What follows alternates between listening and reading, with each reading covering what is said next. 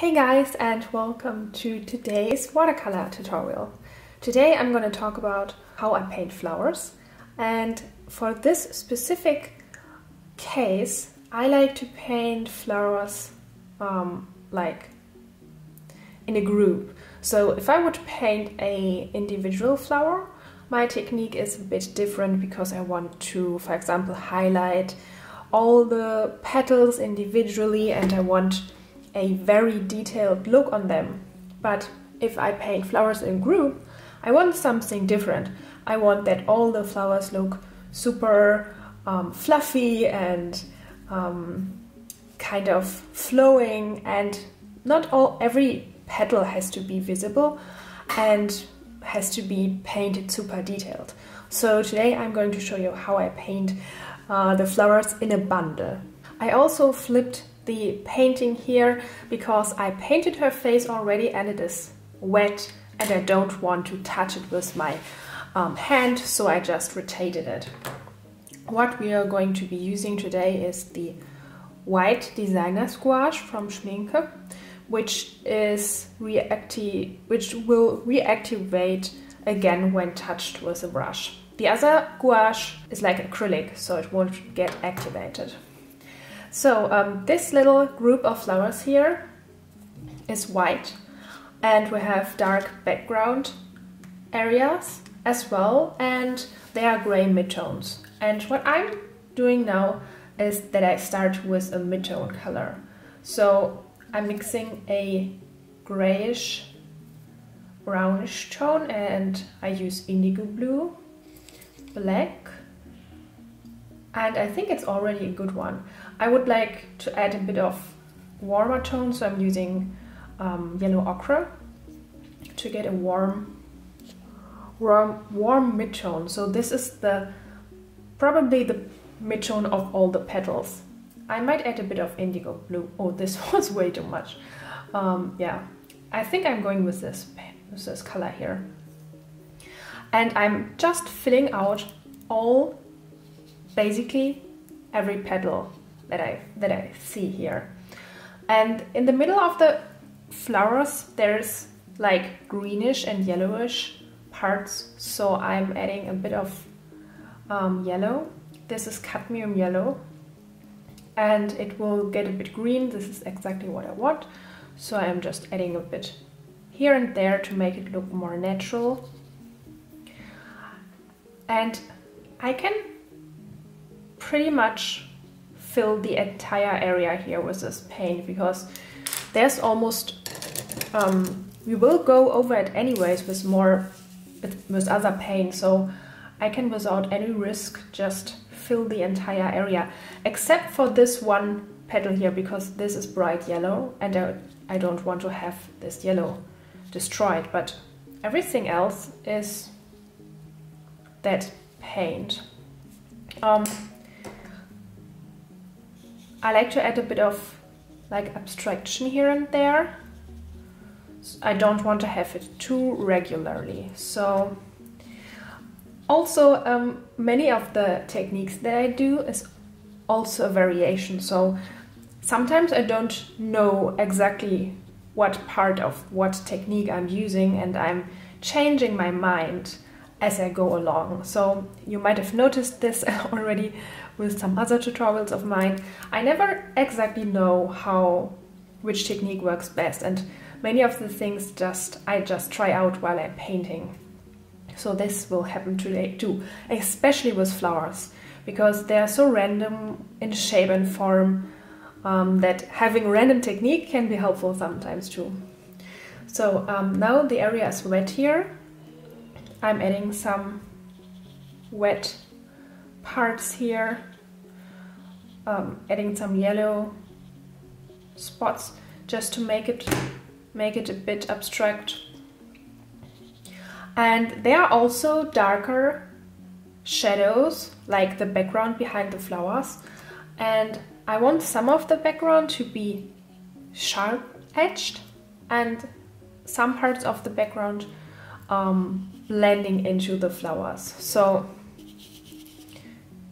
I will make a gradient here to the rest of the painting.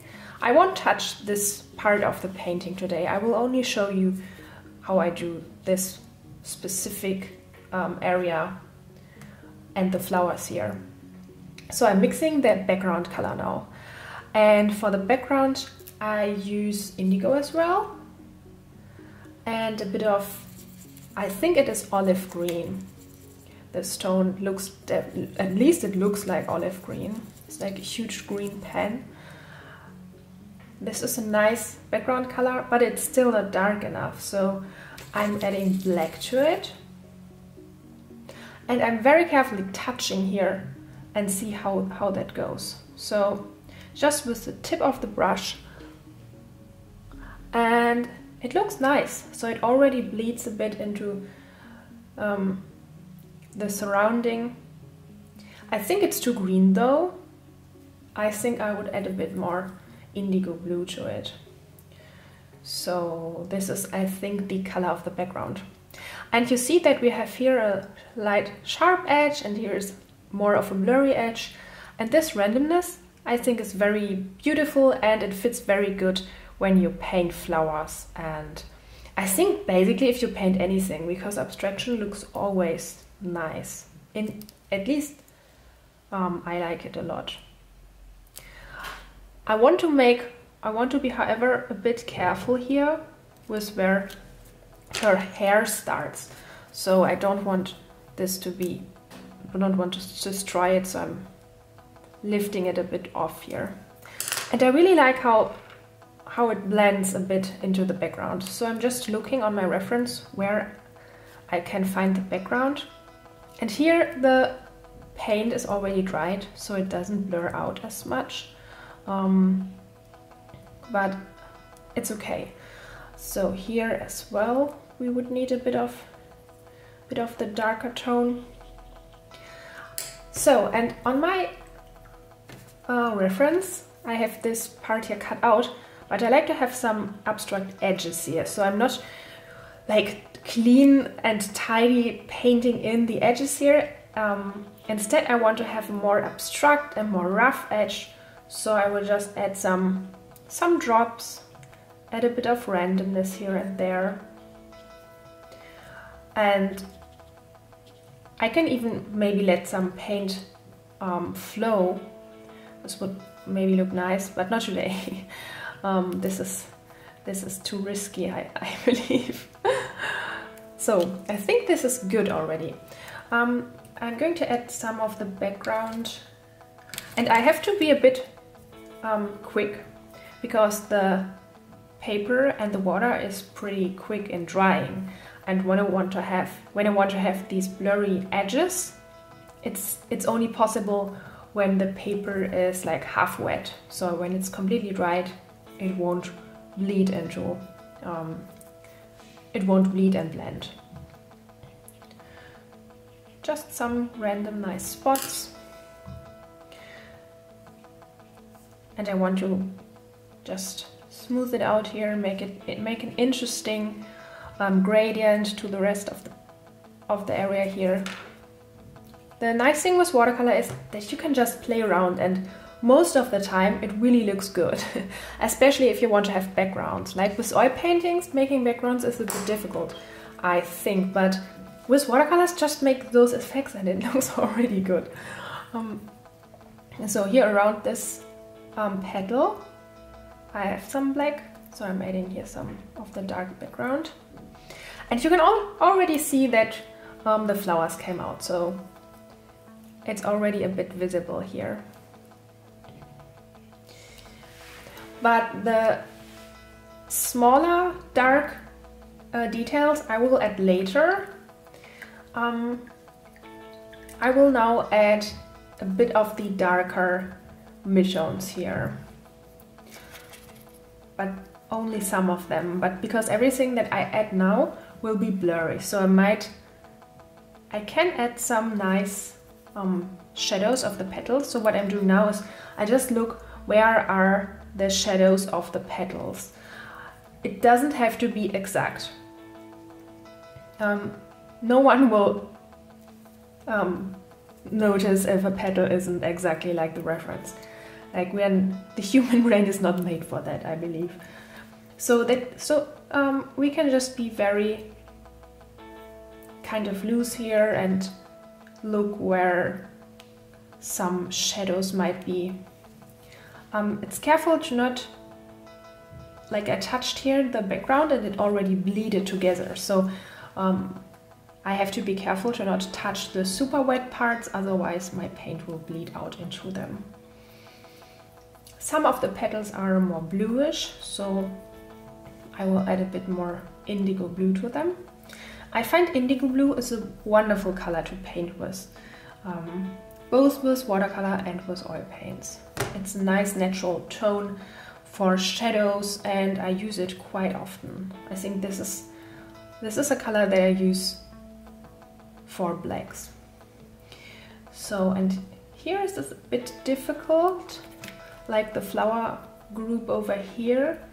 We have here a green and a yellowish area, so I'm trying to add this here. This here is still wet, so I don't want to touch this area. Just waiting until it's dried. Continuing with another part. Maybe here a bit. And here we have greenish, kind of greenish dark midtones as well. Now I want to add some warmth to it. So I'm using a bit of yellow ochre and burnt sienna. So this is a nice warm brownish tone. And even though the petals are like these are, I believe these are roses, like the roses are white. You don't see me using white yet, so we're just building up all the midtones and all the shadows. And we haven't used white yet at all. What I like to do is like this. I added some brown, then I take a bit of green and then I go here again into it so that all the shadows look interesting and natural. And here, like these petals are rather dark, so I will just make this little shadow here bigger. And I look all the time on the reference, so even though I can paint loose, the reference is very important. So I'm just looking where I can find shadows there. And this is really only possible with white gouache. So all the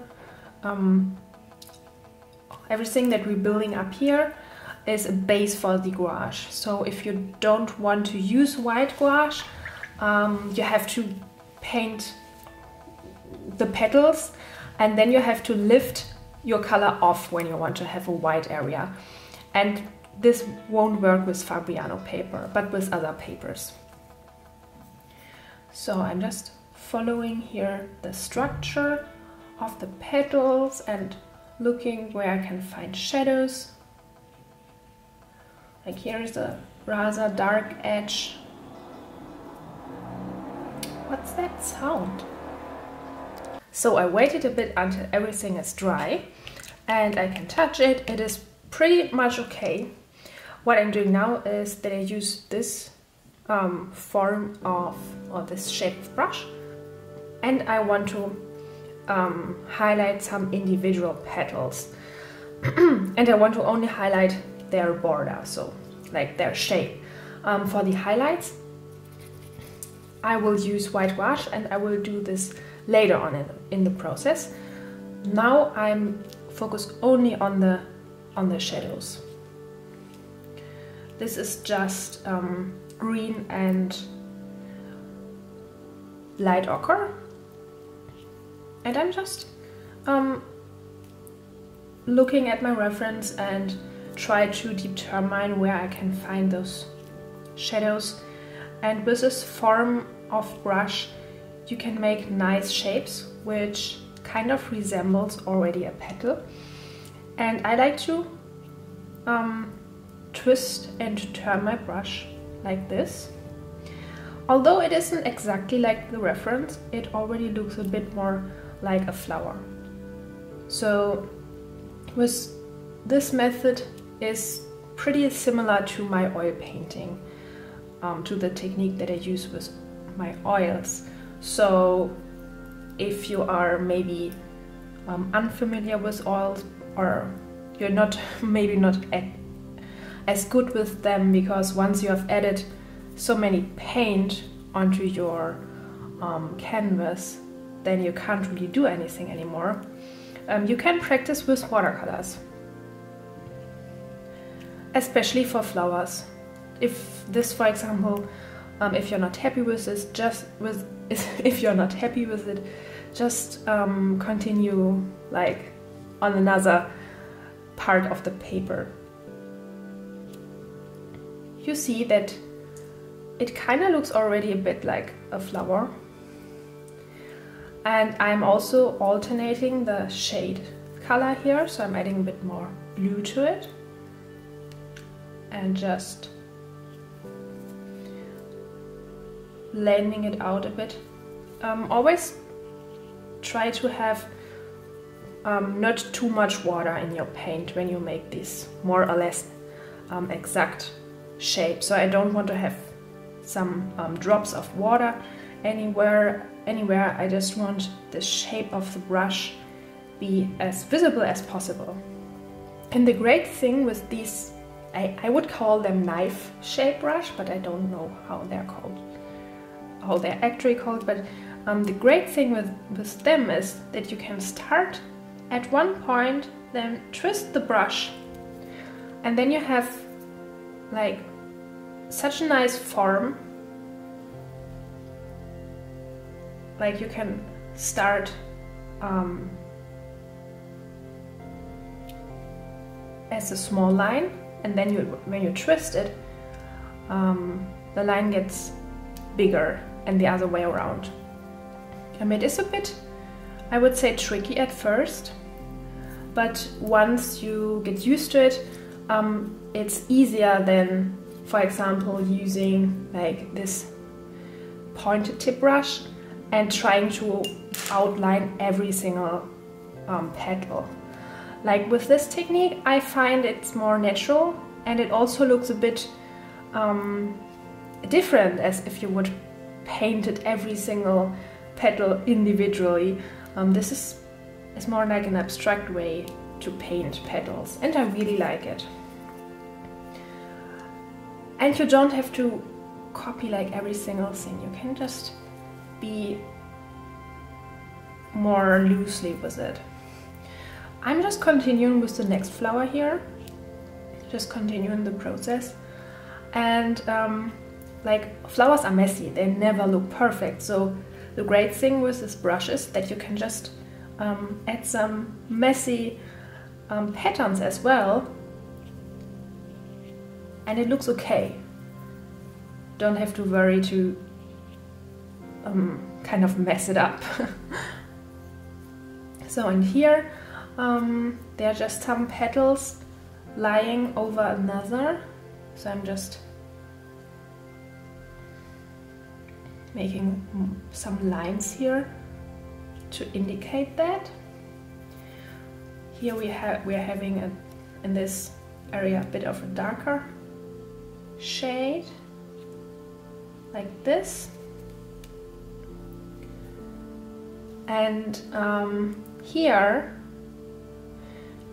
also like the yellow petal that I wanted to paint anyway, so I will add that before I forget it, because this might happen if I don't do it now. So I'm just filling it out with this bright yellow tone that the reference has here. And here's another one on this spot here. And here we have some tendrils or branches from the rose, but they are dark, so we will add them later on, not now. For the smaller petals here in the background, I'm choosing this brush here, this pointed tip brush, because there are some messy shapes, so I'm just indicate them a bit I'm using the same technique here as well. So I'm just starting at the pointed tip and then twisting the brush just to make some petals here in the background, or the shades of the petals, like this. This is already okay, don't need more. So now I'm going back to this brush here, and here's like this flower is more in the foreground, so I'm trying to get that out a bit. And I'm choosing a bluish greenish shadow tone here. And here's like, I think it is here, like the petal, so I'm trying to indicate it here. Adding a bit of brown to it.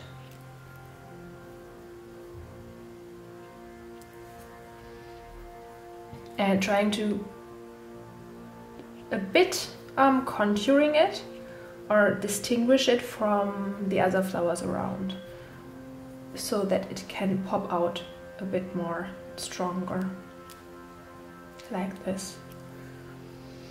And the same with this flower here. This is pretty distinguishable as well.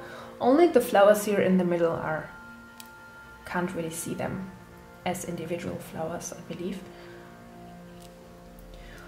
Okay, I will now add some additional background shades, like the details I spoke of earlier. And we have one shade here, one darker. This is just indigo blue, and I'm adding it here just to add more depth to these flowers here. And here's like this whole part here is background too. The great thing with adding like shades later on in the process is that you can cut out some parts of your composition. Like, see, I can just more or less adjust the shape of the flowers like this. If I, for example, make a mistake, or just I want to correct them and make them pop out more, I can do this with the background color. So this is super helpful. And it looks nice already. Although doesn't look realistically, you could just let this as a background if you wanted to. So I'm here adding a bit of the background color as well. And this flower here, I want to just let it pop out a bit. And then I want to blend this little dark spot here into the abstract shape, because I don't want to paint over everything and to destroy everything. Here, for example, if I want to make one border of it blurry, it looks more interesting and more natural.